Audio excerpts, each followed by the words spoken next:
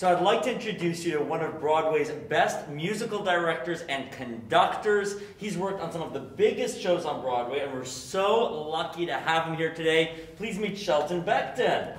Nice to meet you. It's nice to meet you. Nice to meet you. Thanks for being here with us. First of all, let's go back. Where are you from originally? I'm from the beautiful state of North Carolina, a little town called Kinston. Love it, love it. And now let's talk about what you're doing today. What does a musical director and conductor do?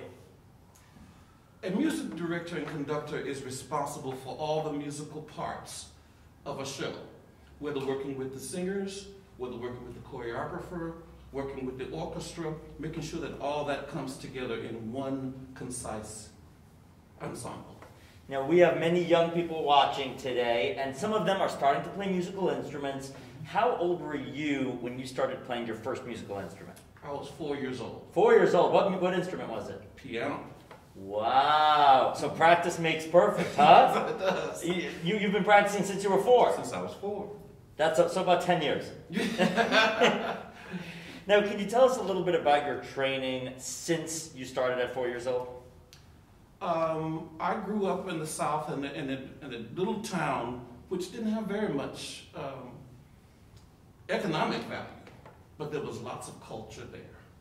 And I had some of the best piano teachers you could have had. And one of which, my last teacher there, also prepared me for college, where I went to Howard University as a piano major, graduated there, and then from there, that sort of, between the classroom and the practice room, it was all a learning experience.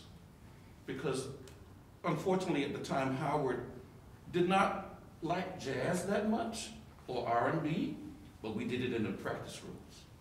Got it. But the classical stuff, the European stuff, we did, you know, in the classrooms with the theory and the harmonies and all that other things. So officially they were teaching you that, but in the practice rooms you were playing some of the stuff that you really loved. Exactly. Now, how did you get started in the business? Quite by accident. I had graduated from Howard University and had been working during the summer. And one of my instructors called and said, there's a new show in town at the Kennedy Center, and they need someone who can play gospel music, but who can also read. It is just for their run at the Kennedy Center. I said, what show is it? He said, it's called 𝙁𝙧𝙬𝙀. Wow. I said, well, I had planned not to work this summer because I'd worked every other summer. He said, you never know where this will lead. And so I did it. And after they left Washington, D.C., they went to Boston. The first piano player there decided he wanted to take time off to go do a recording. So they called me to ask me to come and fill in. So I went to Boston, filled in while he was gone. And while he was gone, he decided he didn't want to come back. They offered me the job. Wow. I was on the road with the Wiz for 10 months. And then from there, I went to Ain't Misbehaving. And from there, next show to next show to the next show. So your friend really was right. You never know where it's going to lead. Exactly. You've got to seize that opportunity. Exactly. So what shows have you worked on? Oh, Ain't Misbehaving, Baby It's You, Shuffle Along, Lady Day at Emerson's Bar and Grill, and I also did the last one, the Carmen Jones.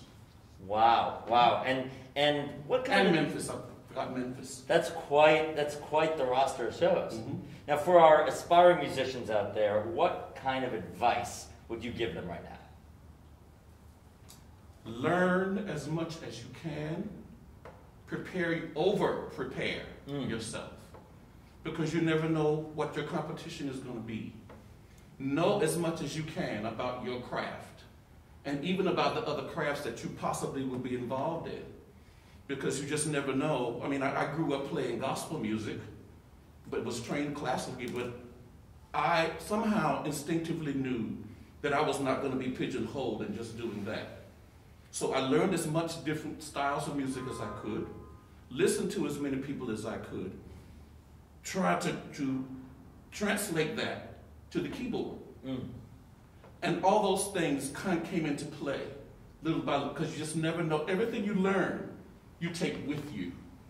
So you never know when you're going to have to pull on it and use it for whatever experience you're having. love that. Mm-hmm. Now, finally, a little bit of homework, fun homework for all of our students. What are 5 show tunes that you think they need to listen to right now? I listed them. The first one I have listed is Memory from Cats. The second one is called I'm Here from The Color Purple. The Room Where It Happened from Hamilton. Putting It Together, Stephen Sondheim. And I'm Telling You I'm Not Going from Dreamgirls.